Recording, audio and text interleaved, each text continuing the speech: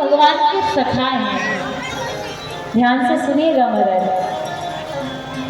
सुदामा जी का घर कैसा है? बोले सुदामा जी की पत्नी, विवाह हो गया है, पत्नी है, पत्नी का नाम है सुशीला। 4 बाल गोपाल हैं सुदामा जी के। घर कैसा?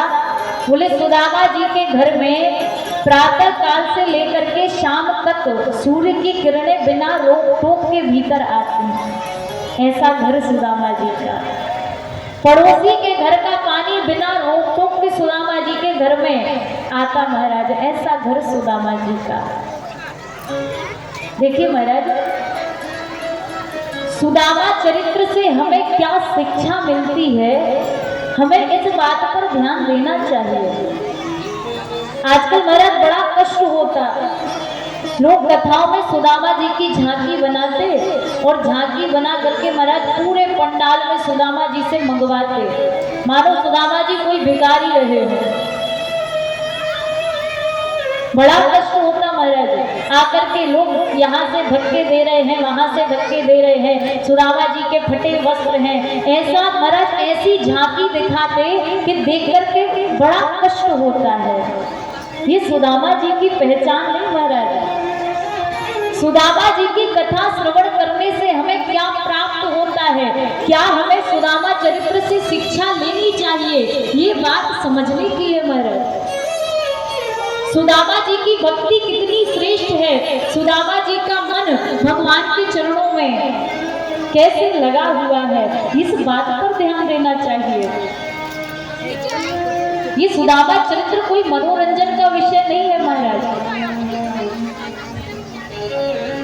विचार कीजिए, सुदामा जी की भक्ति में जितनी श्रेष्ठता है, हम उस भक्ति को महाराज सुदामा जी के नाखून के बराबर भी नहीं कर पा रहे हैं और हम उनका परिहास करते हैं, मजाक उड़ाते हैं। क्या ये हमें शोभा देता है? कदापि नहीं। भगवान को बड़ा कष्ट होता है महाराज। मैं निवेदन करूं, कभी भी सुदामा जी की इस प्रकार से झांकी नहीं बनानी चाहिए। मैं सदैव कहती महाराज, सुदामा चरित्र हमें क्या सिखा रहा है, सुदामा जी का भगवान के प्रति क्या प्रेम है महाराज, ये बात समझने वाली है।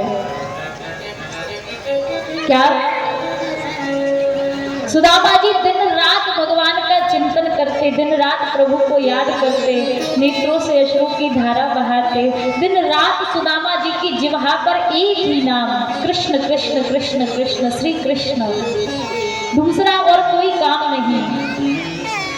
सुदामा जी के घर में खाने को अन्न का दाना भी नहीं है, पर सुदामा जी के माथे पर चिंता की एक रेखा भी नहीं है। सदैव प्रसन्न रहते सुदामा जी, कोई चिंता नहीं, केवल भगवान का भजन।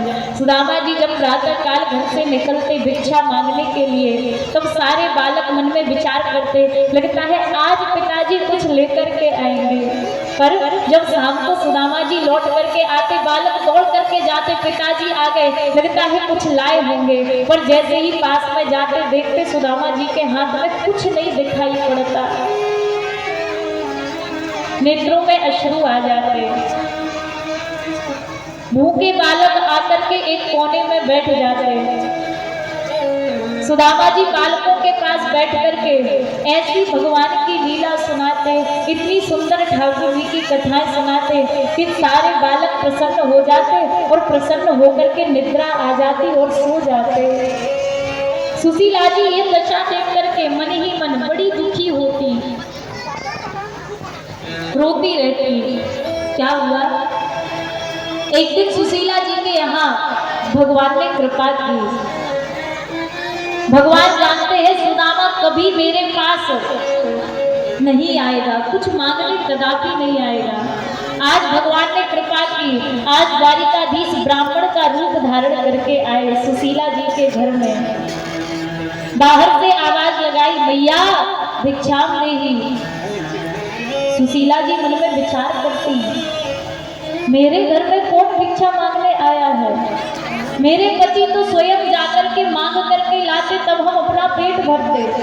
आज मेरे यहाँ कौन मांगने आ गया? सुशीला जी बाहर निकल कर के गई। महाराज प्रणाम।